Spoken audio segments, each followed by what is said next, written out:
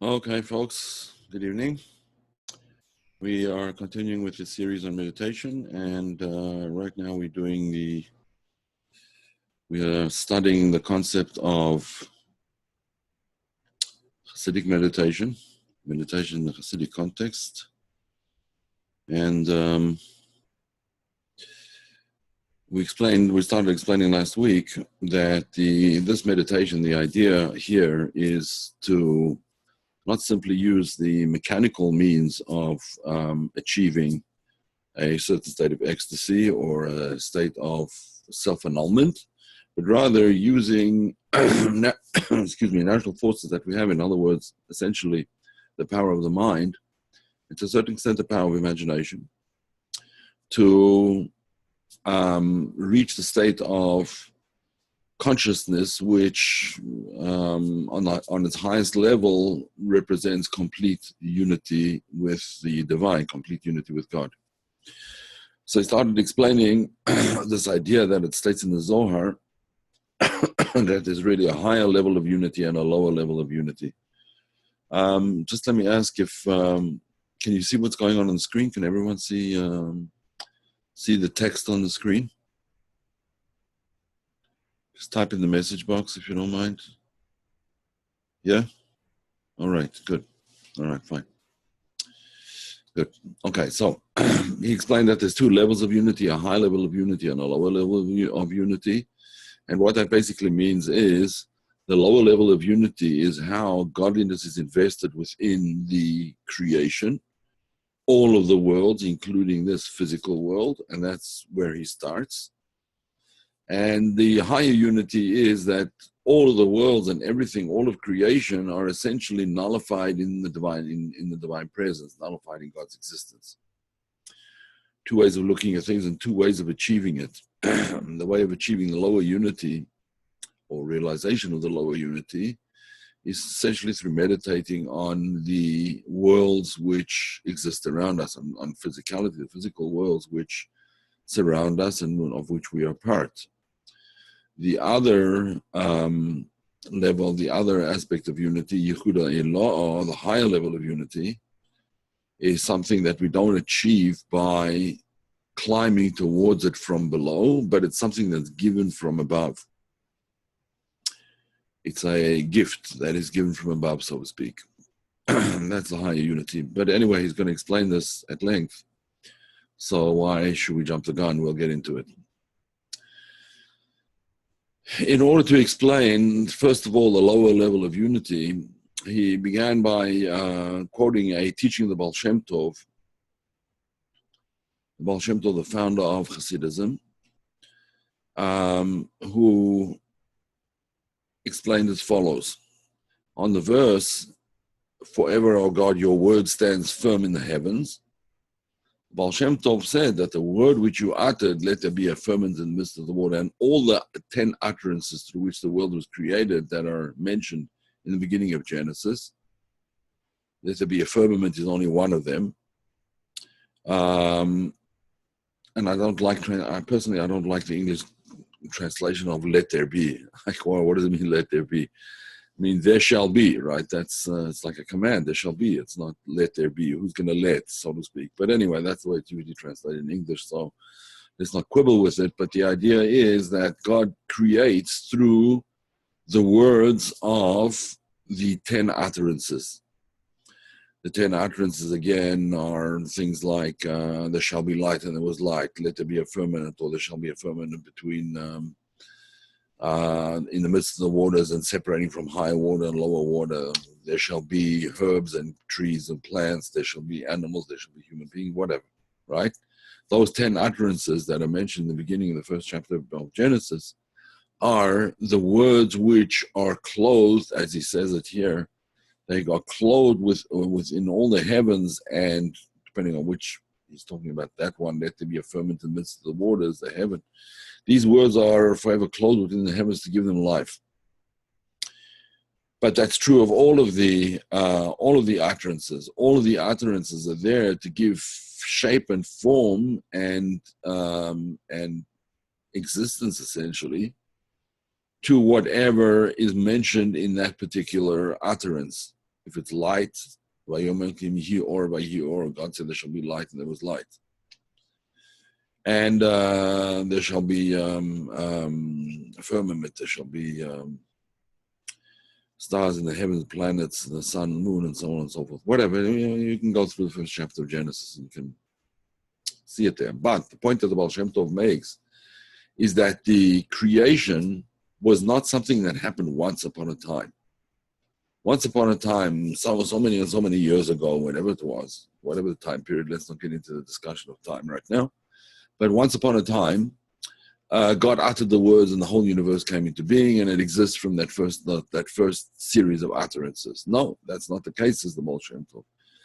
These utterances are not nouns, they're verbs. These utterances are activities that keep the world in existence. And if God would stop saying, there shall be light, there would be no light. It's not that it would sort of continue to subsist and eventually sort of fade out. No, it would cease to exist immediately. As he said in his, in the words of the Shnei Zaman of Liadi, quoting the Baal Shem Tov, if the letters were to depart even for an instant, God forbid, and return to their source, all the heavens would become naught and absolute nothingness. It would be as if they had never existed at all, exactly as before the utterance, let there be a firmament. And so it is with all created things, from any of the 10 utterances. So that even in inanimate matter, rocks, water, metals, they too come into existence through these divine utterances, and that is their soul, the spark of godliness that brings them into existence, could be called the soul even of inanimate creatures. Okay.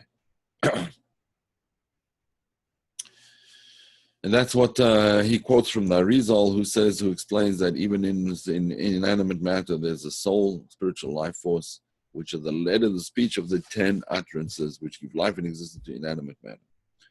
So now he says, you might ask a question, because that is the way of Jewish thought, is to question everything. We don't take things on faith. Yes, there's certain things you have to take on faith because you can't prove them right now, but even things of faith can be questioned.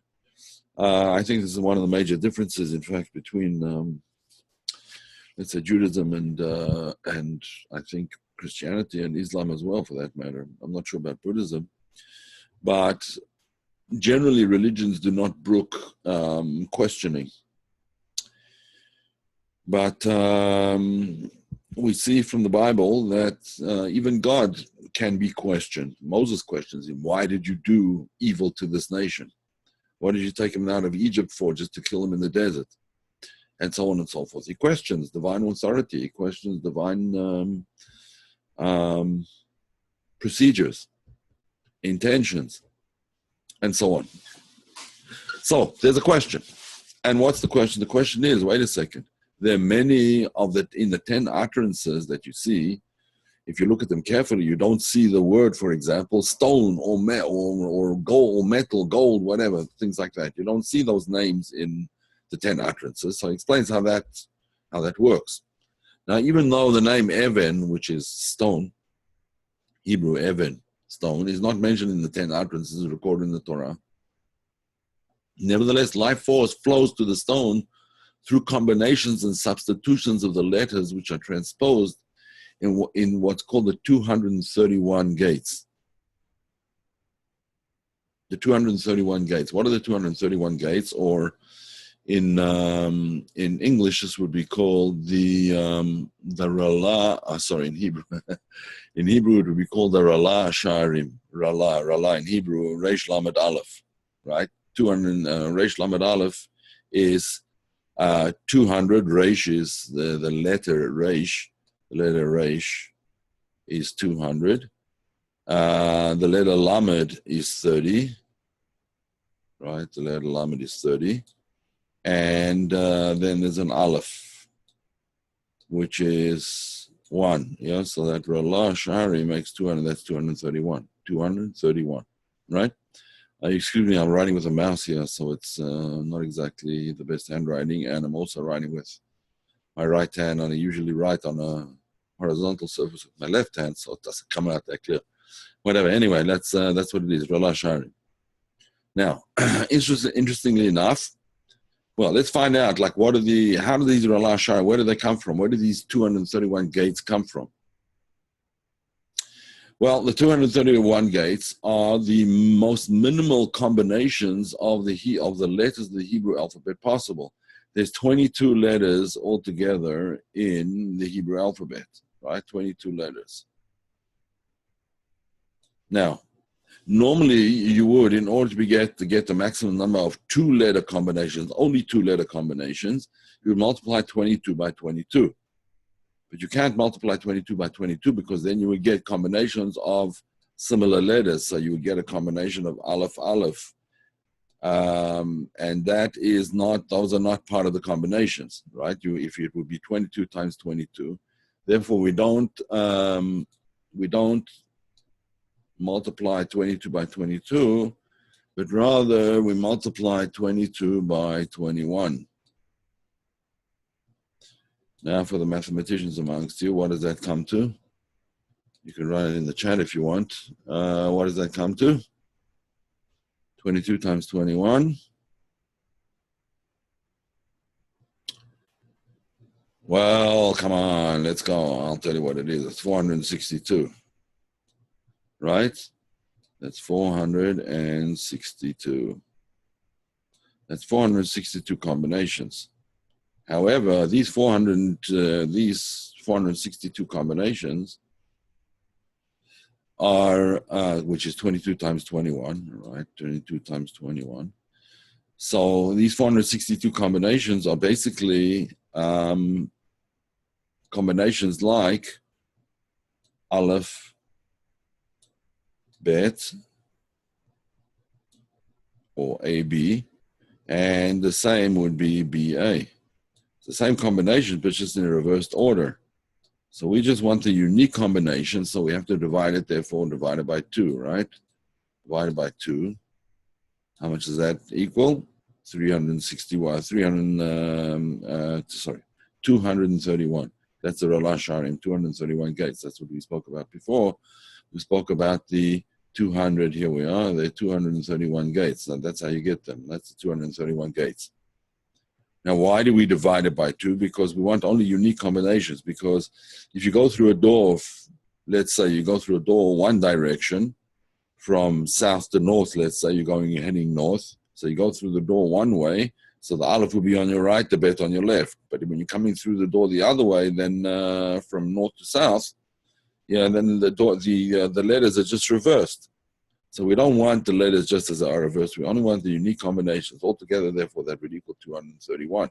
So when the 231 various combinations are now, that's the most basic two-letter combination, but there can be 3-letter and 4-letter and 5-letter combinations and so on. So you can imagine how many possible combinations there could be altogether to bring creatures into existence through not direct speech, but indirect speech, through combinations and substitutions and so on and so forth.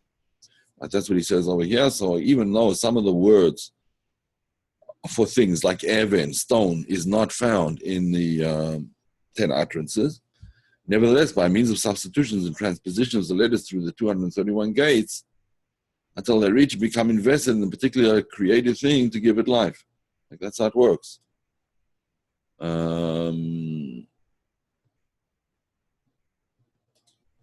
Yeah, that's how it works. Okay, so this descent is necessary because individual creatures are not capable of receiving their life force directly from the 10 utterances of the Torah. Not all of them are capable of receiving it directly. For the life force issuing directly from them is far greater than the capacity of the individual creatures. The life force is when it comes from the original combinations, very, very powerful. It has to be stepped down. It has to descend. It has to come down to a much lower level. It has to, just as we mentioned last week in the analogy, the generator if you plug your toaster into the generator, you will blow your toaster, no question about it. You have to step the level of energy, of electricity down until it's suitable for a toaster to operate. Same kind of thing, the worlds are stepped down one past the other, until eventually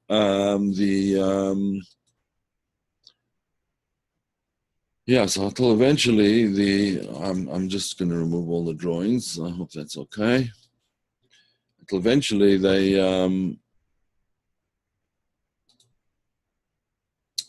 they reach a point at which they can enliven even inanimate creatures, bring them into being, actually. So it's by means of substitutions and transpositions of letters and by gematriot, numerical values. Numerical values, you'll find that quite a lot in Kabbalah, that the numerical values of a particular word can be associated with the numerical values of other words. And then because their numerical value is similar, they must have some underlying common spiritual, shared spiritual feature. That's what a gematria reveals. One can start making wild gematrias that weren't ever thought of by the sages, but if one is a practiced Kabbalist, one can in fact make some connections that were not mentioned previously, but one has to be somewhat of an expert to be able to do it. In any event, until the life force that goes, so these substitutions and changes and transpositions continue until the life force can be condensed and enclosed. There can be brought forth from its particular a particular creature. And the name by which it is called in the Holy Tongue, in other words, the name of the thing, the name of the object, is a vessel for the life force condensed into the letters of that name, which is descended from the 10 utterances in the Torah. In other words, whatever a particular thing happens to be called, that name that name that is mentioned in the Bible of that particular creature, that is a clue to its essence, what it's all about. It's a clue to its essential being, what it's all about essentially. So these 10 utterances in the Torah have the power and vitality to create a being ex nihilo, from nothing. These 10 utterances have the power to create ex nihilo and give it life forever. For the Torah and the Holy One, blessed be He, are one. In other words, the Torah doesn't get this just because it doesn't have the power to create from nothing on its own. It has the power to create from nothing because the Torah is God's wisdom. In other words, it's God creating from nothing. It's using the Torah, but the Torah is sort of the paradigm, the way it's explained in the Midrash. The Torah is the paradigm for creation. God looked into the Torah and He created the worlds. He created the worlds. It's a world according to the Torah, according to the dictates, so to speak, of the holy teachings. In any event, that is the idea of the 10 utterances. Now, why is it important for us to know this? Like, what's that going to do? What's that going to do to my meditation? Well, it's going to do a lot for it, because as soon as I start to understand that the things around me, whatever is around me, and whatever kind of thing I come into contact with, is not just a lump of physical matter, material that is nothing more than a collection of atoms or molecules or whatever. No, it's much more than that. This creature that I'm coming into contact with now is in fact a divine utterance. It's part of a divine utterance. It's being spoken into existence right now. And therefore I have to treat it a certain way. I cannot treat it as a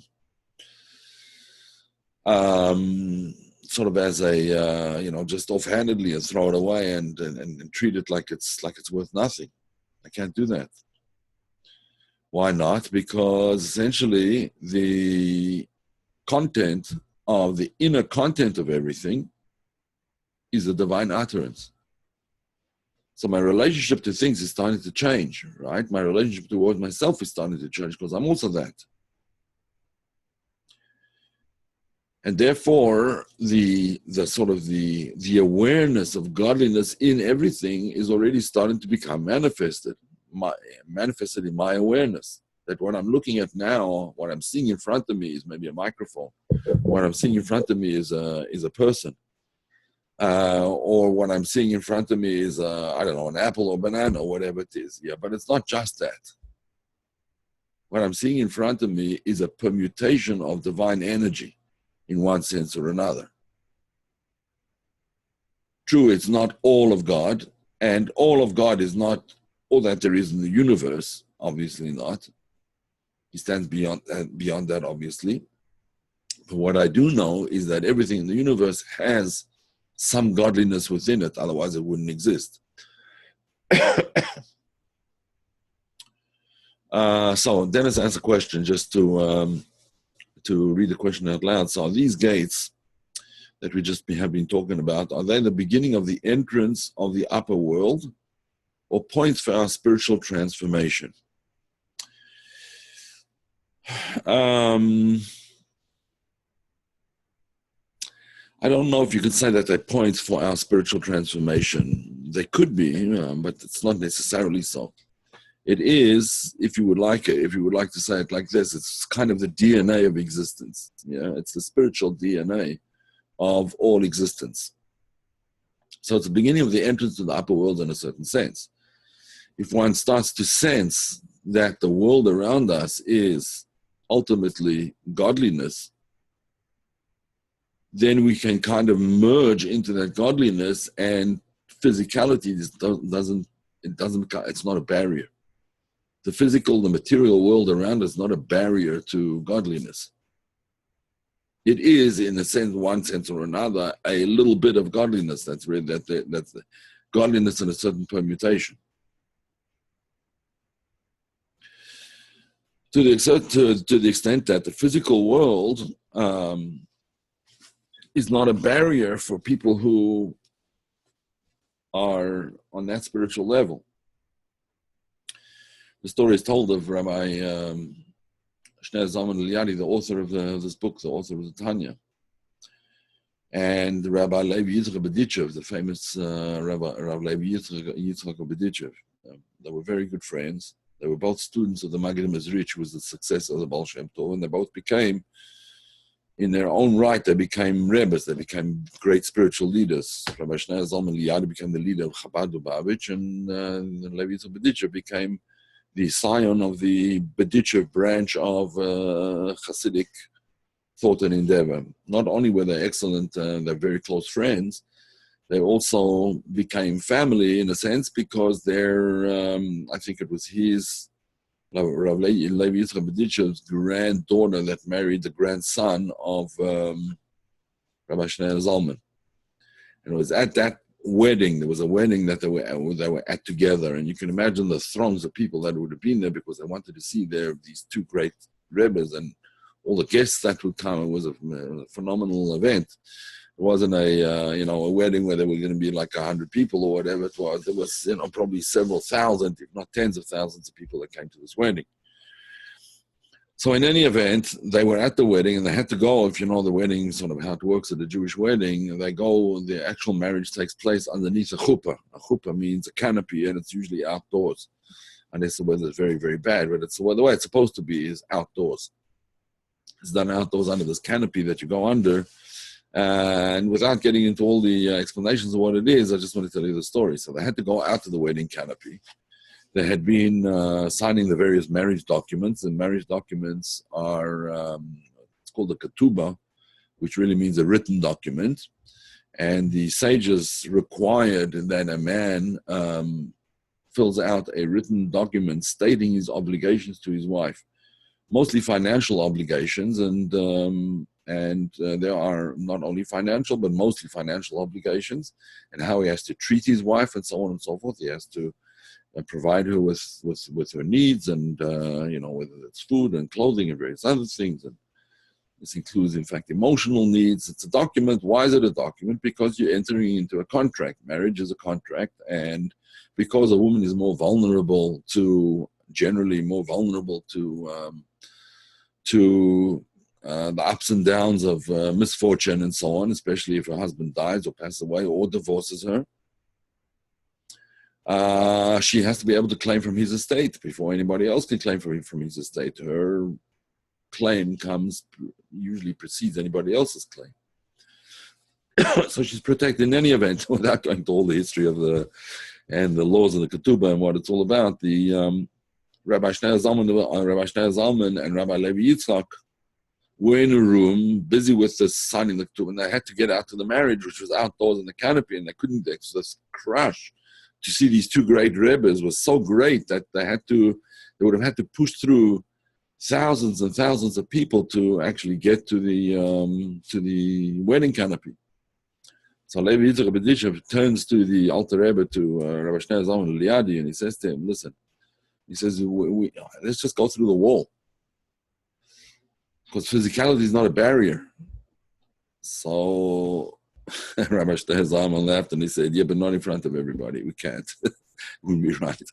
So in other words, theoretically, a person could reconstitute himself on the other side of the wall because it's all spirit anyway, right? Even the physicality, if you look at the bottom of physicality, what is, with string theory and all these other concepts, you'll find that right at the bottom of an atom, the smallest, tiniest part of subparticle and so on is just a certain vibrating energy, at least according to string theory. It's a vibrating energy. That's all it is, right? So if the energy is vibrating on this side of the wall, on that side of the wall, it doesn't really make a difference. You can reconstitute on the other side of the wall. Anyway, I don't know exactly what they did in the end, but they went to the wedding canopy. Whether they went through the wall or not, I don't know. But in any event, that's the story. So how did it happen? In fact, I don't know. So that's chapter 1. Chapter 2. Just wait for it to load up here. Okay. So in chapter 2, from the foregoing exposition, the answer to the heretics. What are heretics? Heretics are people who don't believe in God. They deny the divine, they deny the Torah. So what do you have to answer them for? You don't have to, but those who think in heretical fashion say, no, there's nothing else except the physical world. And we will tell them, no, the physical world doesn't really exist as you think it exists. Yes, it was created, and yes, it exists, but it only exists by virtue of that tiny particle of vibrating divine energy that keeps it in existence, right? Which is called, as we just said, the Word of God that keeps it in existence. That's what it is. It's nothing more than that. So, from the foregoing exposition, the answer to the heretics is deduced, and the root of error of those who deny individual divine providence. Individual divine providence is a huge, huge topic particularly in Hasidic thinking, but in Jewish thinking altogether. Divine providence means that God oversees everything that's going on. It's not left in the hands of angels or other creatures or intermediaries.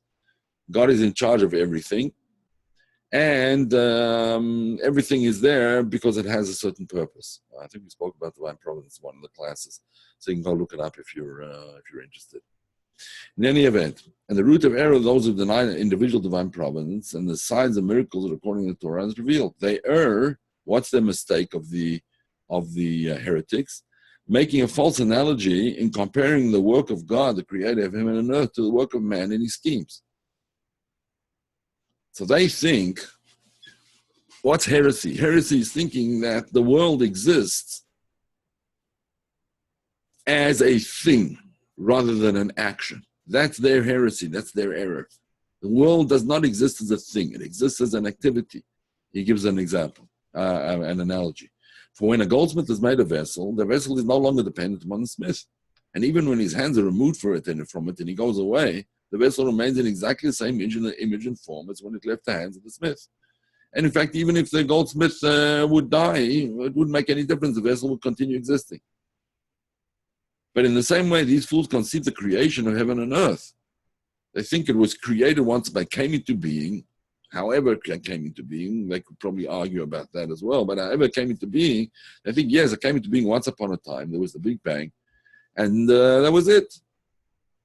Along comes the Baal Shem Tov, and along comes the teaching of the Chassidus and the Arizal and the Zohar, and that's not the case. It wasn't just that it was created once upon a time.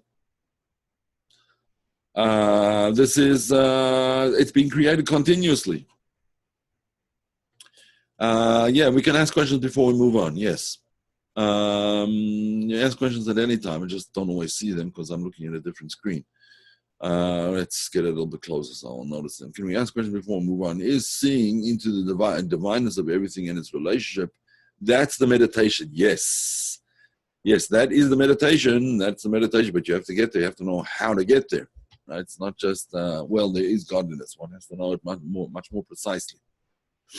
Dennis asks, would the theists fit into this type of heresy? I'm not sure exactly what the definition of theists is. As with anything in philosophy, you probably have 10 different definitions of what a theist is. So I don't want to answer your question exactly, but it could be that it would fit into this type of heresy. I don't know. Maybe I'll give it to you for homework, and you can find us a definition of theists and then see if it fits into the explanation here. But I don't think that I don't think that we need to define it that closely what group they would belong to. Anyone who believes that the world always was, or even if they don't believe it always was, but it was created only once upon a time, he says is making the same error as these heretics. They might not be heretical people, but they're making the same error as the heretics. Terry, I didn't see your question. Let's see. Here we go. When I first started seeing auras, I was surprised to see them of wood, rock, stone, tin cans. I always wonder about this. Are they counters the conscious of these energies for healing? Yes, they are. Yes, there are. Absolutely. It doesn't always appear necessarily to everybody in the same way. In other words, it doesn't always appear to somebody as an aura necessarily. Some people can sense it as a sound that's associated with things. Others just get sort of a vibe. Others see auras. It just depends on what kind of person you are and what how your spiritual anatomy works, so to speak. So to continue, again, in the same way these fools consider creation heaven and earth. Now, fools is a very pejorative term in English. In the Hebrew, it's not necessarily as pejorative, but these people are fools because they don't think deeply. I don't think deeply enough. In any event, but their eyes are covered. In other words, they've got their eyes closed, basically. Their eyes are covered by their eyelids and so on. And therefore, they fail to see the great difference between the work of man and his schemes, which consists of making one thing out of another thing which already exists, merely changing the shape and form and appearance from an ingot of silver to a vessel. That's on the one hand. And the making of heaven and earth, which is creatio ex nihilo, it's from nothing. Creating from nothing is already a whole new ball game.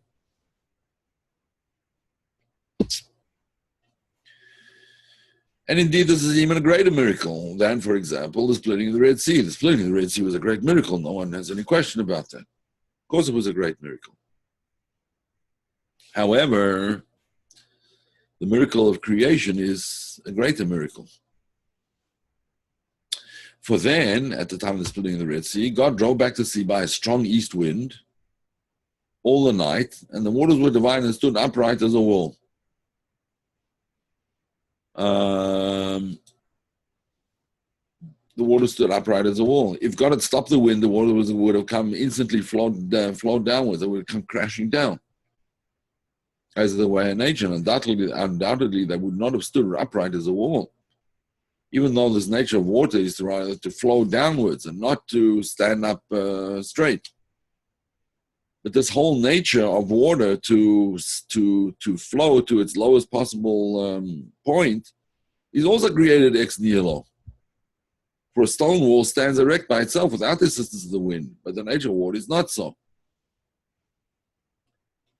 In other words, this is coming to tell you basically what we already understood before and what we said before, that the creation is an ongoing process that's constantly being repeated, just as in order for the walls of water to stand up, there had to be a constant force keeping them that way as walls of water rather than having them come crashing down.